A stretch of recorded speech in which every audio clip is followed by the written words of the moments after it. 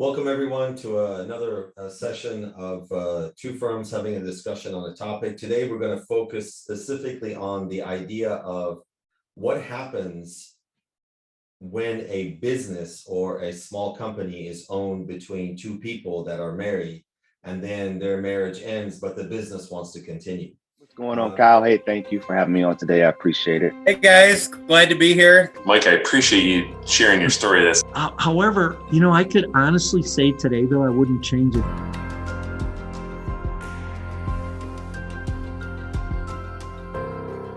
My name is Jubin, Dana with Dana Legal Services. We focus on intellectual property, patents, and trademarks. And I'll let Kyle introduce himself. Go ahead, Kyle. Yeah, for sure. Hey, everyone. How you doing? I'm Kyle Kaufman. I'm an attorney. I'm in Wisconsin, Sheboygan, Wisconsin, Random Lake, Wisconsin, right on Lake Michigan. We focus on family law at our law firm, divorces, child custody proceedings, paternity actions, really anything dealing with relationships between spouses and their kids. Thanks for having me. Yeah, for sure. Thanks for making time to join us. So today we're going to talk about one type of child of a marriage, which is business. We're not talking about physical people, but we're talking about children that are born as a business from a couple. So let's say that there's a couple, right? They get married and together they start a business and they go down this path, and then suddenly the business takes off, but the marriage doesn't. So the marriage is about to end and the business is taken off. Tell me a little bit about what are some of the questions that people ask you when they're married and co-own a business, and then they want to separate, but the business needs to continue.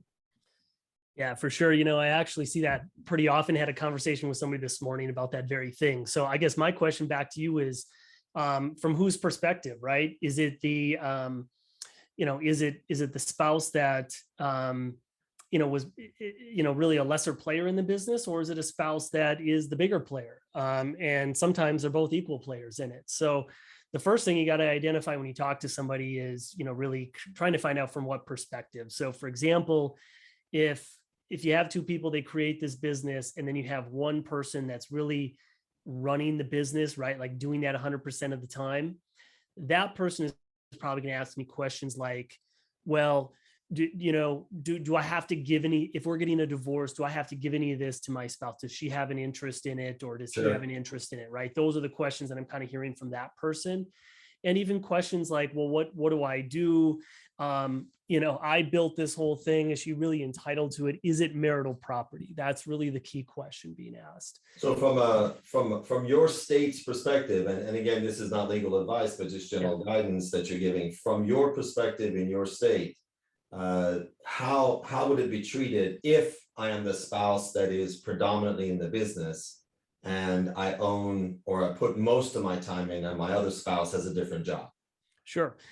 Wisconsin, like California, is a marital property state too. That's one thing that is somewhat important to know here. So, okay, so the backdrop, if I just zoom out here for a minute, using your example, two people get married, then they start this business. One thing you're going to look at is what roles those people played in the business, right? And I was kind of alluding to that. And it's funny because each spouse kind of has a feeling of like their importance in the business, and maybe of equal importance or more important. A lot of times you see the person who's maybe doing the service or the sales, the person who's on the road or on the floor or whatever you might want to call it. The person in that sort of production kind of feels like, hey, this is my business, right? Like I'm putting in the blood, sweat, and tears. Then you have the other spouse that says, well, hold on, wait a second. I helped you with the concept. I helped you with the ideas. I'm doing the books, the accounting, the billing. I'm doing all that stuff behind the scenes. Plus I still have a job. You see that a lot of times, like a second job. Anyways, with all that being said, what states are going to do is probably look at that issue of, well, how much of a role did each person play in it? Okay. That's presuming there's no operating agreement. So Jubin, if I could step back to that for a minute, and unfortunately, a lot of this requires some pre-planning. A lot of business owners, especially couples, because they're in love, right? They don't see any problems ahead. It's smooth sailing. Let's start this business. Great idea. They don't think to put in the hard work like you do in your field, right? Get a patent, protect your product, your idea. They're not thinking, how do I protect myself in this, in the case of the business going bad or the marriage going bad, right? So if they're already married and there's no prenuptial agreement, okay, one thing to think about is there a postnuptial agreement that could be done, some sort of written agreement affecting the marriage and how that asset would play into the marriage? That's one thing you could do right now if you're a business owner. So you're saying how that asset, you mean how the business would play in the context of the marriage. So an agreement that specifically addresses the business. Correct. You could do that in a postnuptial agreement, right? You also then in your business are going to have an operating agreement though, which is really, another thing, which talks about what roles people play in the business, right? Law firms, for example, at least in our state, cannot be owned by a non-lawyer, right? So I'm married myself. So my wife isn't an owner of the law firm, but she has a marital interest in the business, right? So sometimes you might see some businesses asking a spouse to sign a document, perhaps like a waiver. And those could come in several different forms, like a waiver to a marital interest, either in the operation of a business or a waiver of a marital interest in the actual proceeds, the value of the business. What's the difference between operational interest versus proceed interest then? So I think a law firm's a bad example for my state because you're not going to have a non-lawyer operating the business, but let's just talk about any other business. Let's say you're going to sell t-shirts, right? And I don't know, really crazy t-shirt that gets super popular. If one person has the idea and basically says, hey, honey, support me on this, I'm going to go out and do this. Your spouse could sign an agreement that says, I don't have operational control. Okay. But I'm not waiving my right to 1/2 of the value of your business. Okay. And I guess that kind of narrows down who is operating the business itself. That could be in real estate. It could be in a product. Does that have any advantage at the time of divorce or Sure, because the agreement only addresses operation and not revenue? well, it protects the person who's not doing the blood, sweat, and tears because they're thinking, hey, I still have a say in it. Like I don't have a say. I have a say in the value of the business or what I might be entitled to. The person operating the business feels like, yeah, I have a little bit more control. I guess if I could zoom out here for a minute too, I guess we're presuming that it's two couple, like a husband and wife that create this business and they're the only two operators. There's other situations where you might be a member of an LLC or something like that, and you have, or a corporation, there's multiple owners, right? Right. So the ones that are the most suspect in a divorce are the ones where you have essentially the sole proprietor, right? And that person is kind of running everything. They're the one that can declare whether or not there's undistributed assets or the value of the business, figure out when to pay their invoices or not, how much to sell, how much production they want to ramp up or not.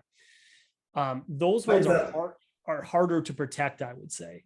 I'll say, why is that more susceptible then? It's because you have 100% control of it. So if you have multiple owners and you own only 50% or maybe 25% or even less, right? Let's say you have 6 business owners, you're going to own a smaller percentage. You have less operational control. Okay, so the other spouse who is now maybe signed an agreement saying, hey, I have no operational control, has less of an argument to say, Jane is pulling all the strings there. I know she's hiding money. I know that she's got other, business that she hasn't collected on, and I'm entitled to more. That's harder to do when you're not a sole proprietor and you're sharing your business with other people because you're accountable to them. Okay. And that spouse who isn't in operational control actually has, we're talking about maybe 6 business, so has 5 other people that they can go to say, give me the true answer on what's going on with this business. We're stuck in divorces sometimes when you have just that sole proprietor. We're totally reliant on that person and the records that they keep and what they tell us. Very difficult. So we have to find ways to prove that they're not being truthful, which happens quite a bit. Noted.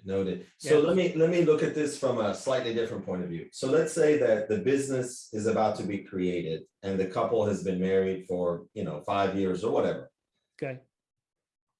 Is it advisable, well, it is advisable to set up an agreement that controls that asset should there be a divorce. Would that agreement be between the spouses or between the business and the business owners? Do you understand my question? I guess Sure. I'm asking, do the couples make an agreement or does the business make an agreement with the couples? Well, it usually starts, it should be the business, right? The business should be essentially a separate entity outside of the marriage, right? Where you have operators of the business, the marital couple putting together an actual operating agreement for the business in the way that the business is going to be operated, right? That should really come first. Okay. And then the spouses can agree to something, or what would the spouse, Sure. would they need an agreement between each other then, or? They don't. No, you could have a postnuptial agreement that defines that very early on. So say they start the business, I don't know, we'll call it Sheboygan LLC, since that's where I am. Okay. Okay. Hopefully there's not a Sheboygan LLC business. So we'll call it Boygan LLC. Boygan LLC starts, and the marital couple says, well, let's do an operating agreement to make it legitimate. Maybe they even need that for financing from a bank, right? So they get this operating agreement together that says, this is who I am in the organization, this is who you are, this is the way that things are conducted, the way we do business. That's one thing. Then the marital couple could say, hey, let's sign a postnuptial agreement. We'll hire lawyers to do that. We'll make sure that it's done in fairness so that in the event we ever break up and split up, we know how Boygan LLC is going to be handled. Okay. And that would be done by lawyers that are experts in family law, right? That would be the kind of lawyer you go to? Correct. Right. Yeah. You're going to want to get an operating agreement done by a lawyer who's in that business of doing that, right? Business law area, familiar with that. Postnuptial agreement, family law lawyer, like a guy like me.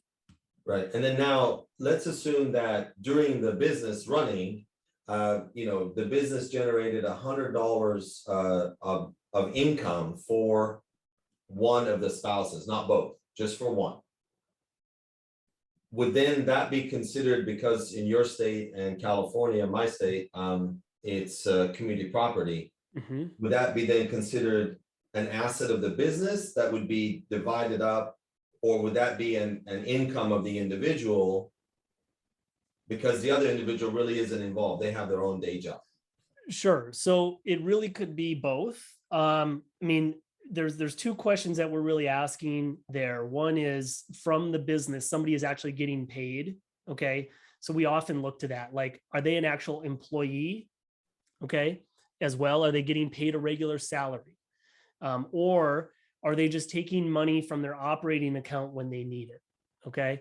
So that kind of first of all, between those two, which would you recommend happen? I mean, if you're giving a recommendation, would you recommend a regular salary or take as you want? Well, from both ends, I think it's important to have, I think that undistributed income really goes to the property division. So if you need it, if the business is there for the purpose of income to meet your expenses for your family, right? For both spouses, whether you're fully involved in it or a little bit further behind, you'd rather see a consistent flow, right? Okay. That could be in the form of this like traditional payroll that the business sets up, or it even could be consistent with, draws, right, from the operational account. It could be that. So I think that's the better way to see that from both ends, right? So everyone's very clear, hey, Jimmy's getting paid this amount of money, right? Right. When you're doing that and that money's coming in, oftentimes that money then is just getting spent. Where businesses sometimes get into trouble as they build up these operations. I mean, it's a good idea, right? You want to build up reserves. It shows security and safety for your business and employees.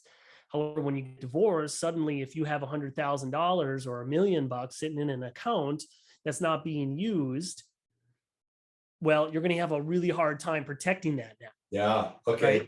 Right? And you could argue, hey, we need that. We need that for the next quarter. We have this plan. And that might be true, but you're going to have to show that, right? And when you say we need that, you mean the business is saying the business needs that money. Correct. Not that the spouses are saying we need that for our expenses.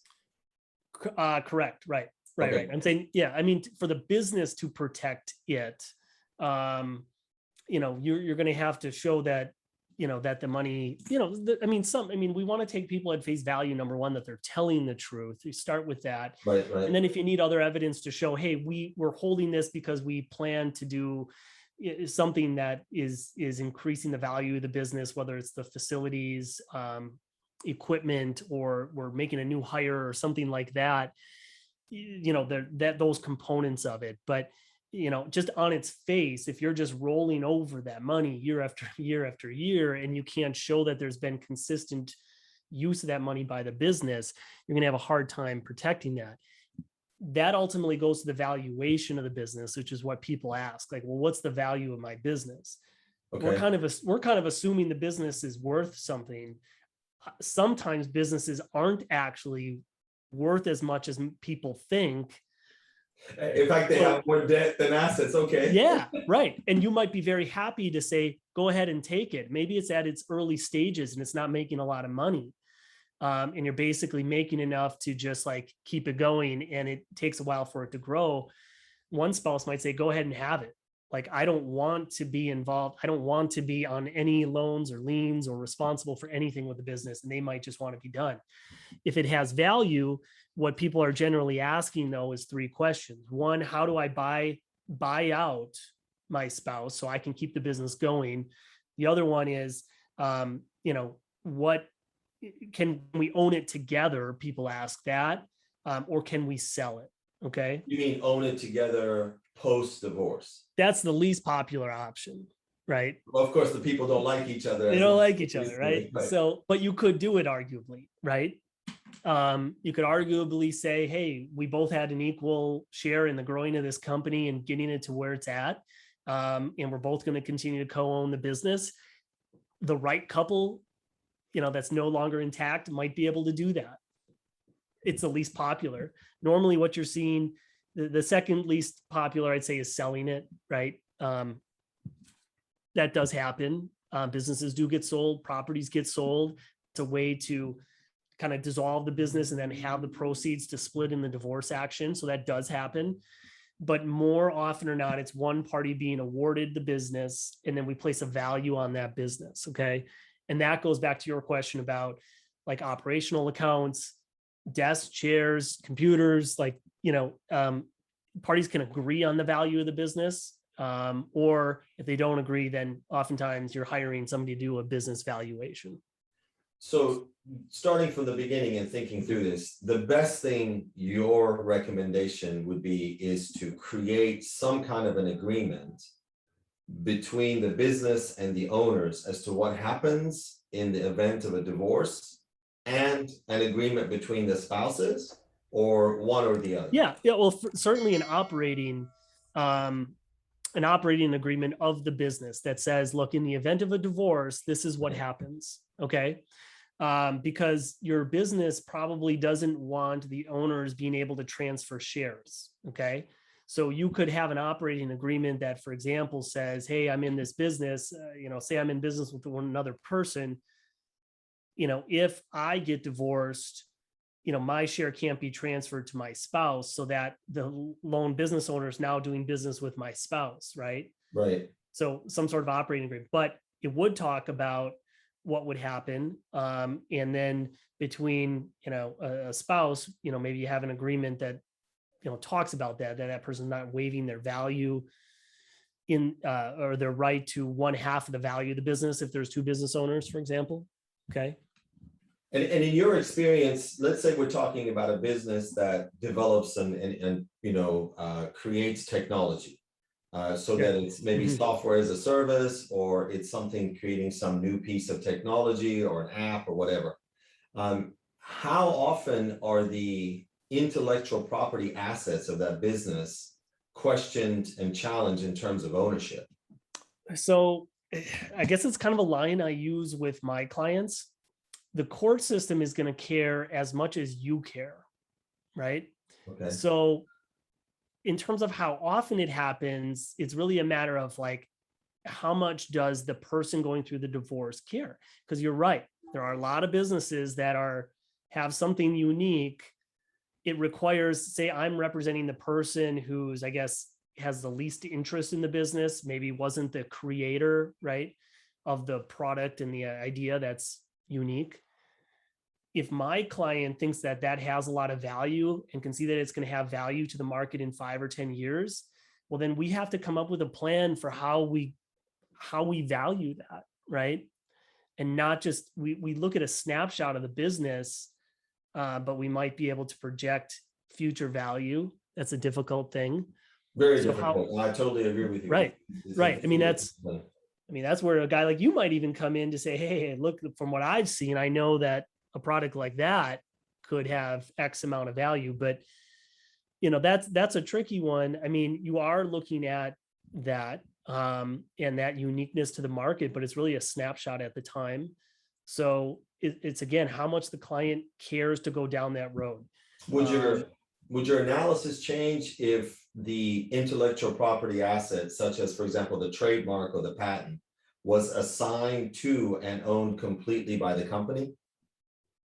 Yeah, I mean, and that's where we come back to these written agreements: operating agreement, postnuptial agreement, prenuptial agreement, if you already have a business and you're getting married, right? Like, these are all the things that go back to, you're saying basically something unique, protect that, number one, to the market.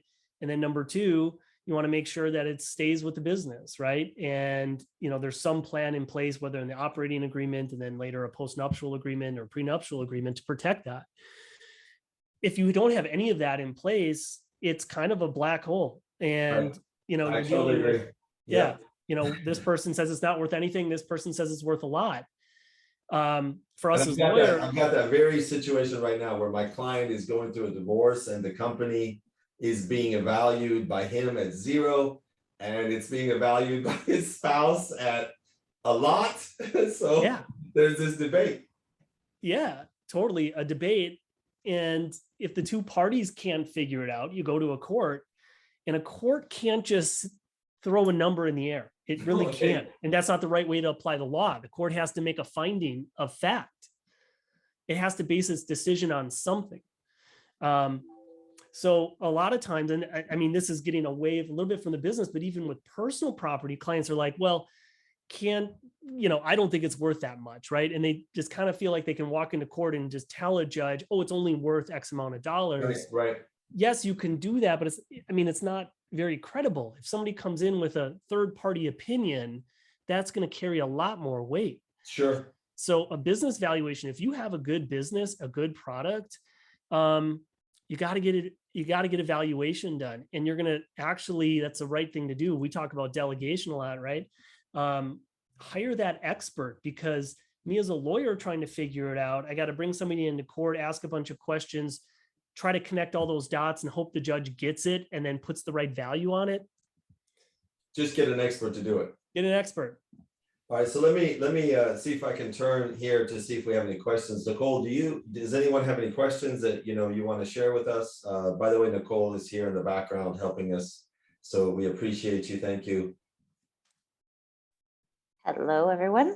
We have just one question that's come in. I guess, is there like one takeaway key that you want to advise either a business owner that was a previous business owner before they came into a marriage or started a business with their spouse? One key takeaway from your experience that you would advise to them?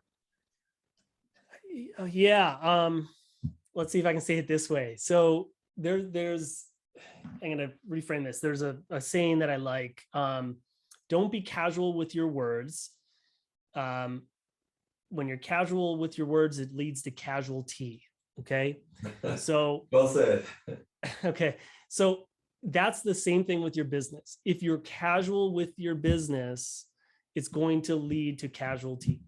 So wherever you are in the process right now, watching this video, whether it's today, live, or 20 years from now, you have to get serious about your business today.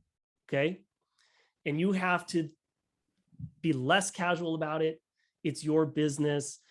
And figure out what you need to do things right. Prenuptial agreement, postnuptial agreement, operating agreements, right? Like, that's just number one is the key. Do an inventory. What do I have here? What do I do to do better talk to somebody like Jubin, talk to somebody like me, ask questions, get education, and you'll come away with at least a better plan for how to protect your business. So there's that. And I would assume that that's probably a lot easier to do when you and your spouse are on very good terms, as opposed to when you and your spouse are ready to part ways. It is. And a challenge. And I get it. A lot of people do not want to do a prenuptial or postnuptial agreement because they feel like they're upsetting somebody. If you can get around the corner to explain to your spouse, this is done for your protection, it's done for the other spouse's protection, so that it's very clear and people feel better about that. There's more certainty overall. And it's also clear if you're doing business with other people that they understand what role your spouse plays in this, right? Because people aren't clear about that too. They think, oh, does her husband, is he going to come take my business? Does right? Kyle's wife get to walk into the law firm and tell people what to do? Right. I mean, you just want to get clear on that. I hope that's helpful. I guess that's the one thing you can do right now is just question, what do I have to do to make this a legitimate business if it's not already? If it is a legitimate business, how do I make it better? Have a conversation. I just want to tell you, postnuptial agreements are less ironclad than a prenuptial agreement just by their nature, because we look at fairness in either one. But prenuptial, before the marriage, it's very clear that somebody had a business already, versus a postnuptial, it's obviously created it together or during that time. So that can be undone a little bit more. In either scenario, would you recommend that each spouse have their own lawyer, or is it okay to have Yeah, one for lawyer? sure. Oh yeah. Okay.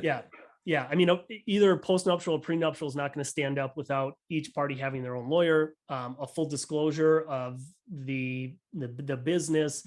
Or if we talk in general about the whole prenuptial, postnuptial, you have to disclose everything that you have.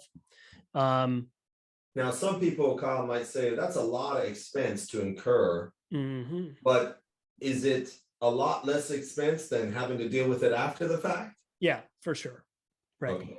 Yeah. And that's so hard for us all to get around that, right? Spend the money now, less later. And it's also hard when you're like, why would I even spend the money? We're in love and we're going to be in love for a long time. So I get it. That's really hard. Here's the other quick tip too. You got to think about, is this marital or non-marital? So there are some assets that are not considered marital property. This applies to really most states. Okay. So not, again, legal advice in Wisconsin, though, I can tell you this, that things that are not marital property are things that are inherited by one spouse, things that a gift from somebody other than the spouse. Okay. And you can also lose that marital, non-marital status if you commingle that with the marriage. So you got to make sure, if you are handed a business from your grandfather, that ownership stays in a particular way, that you're not, creating an ownership interest then for your spouse, if that's your plan to protect your, the business. So just make sure you're not doing that. Yeah, very good point. Thank you. Very good point. What else? Anything else I can do for you? Well, we're almost out of time. I'm sure that, Kyle will throw you, if you don't mind, we'll throw your information out so people want to reach out. And I'm sure there's a lot of general advice you can give them, and our information will be available as well. I definitely appreciate you making time, man. I love you for it. Thank you for doing it. It's very kind of you. It's always good to get people educated and let them know what challenges may lie ahead of them, because I don't know what I don't know. No. Thanks for having me. Love you too, man. Super grateful to be here, and I hope it gives value to people. I don't have any closing remarks. I think, Nicole, we're good. Are there any other questions that we need to address? We'll take them offline and get back to people on it.